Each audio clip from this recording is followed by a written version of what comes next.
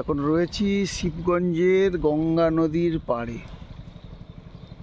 এখানে একদিনের জন্য পিকনিক করার জন্য দারুণ জায়গা, নিরিবিলি জায়গা। আমি এখানে প্রায়ই আসি। এখানে থাকার একমাত্র জায়গা রয়েছে ওই সামনেই, ভাগীরথী কোঅপারেটিভ সোসাইটি লিমিটেডের গোটা চারেক রুম আছে। এলে ওই রুমেই থাকতে হবে। রুমের নিচে গোটা তিনেক হোটেল রয়েছে। হোটেলে অর্ডার করলে ওখানে খাওয়া দাওয়ার ব্যবস্থা করে দেবে। খুব নিরিবিলি জায়গা। এই শিবগঞ্জের ঘাট, শিবগঞ্জ থেকে ওইদিকে নৈনান যাওয়া যায়। নৈনান দিয়ে সোজা আবার ধর্মতলা যেতে পারবেন। এটা গঙ্গা নদী। বাঁ দিকটা উলুবেড়া হয়ে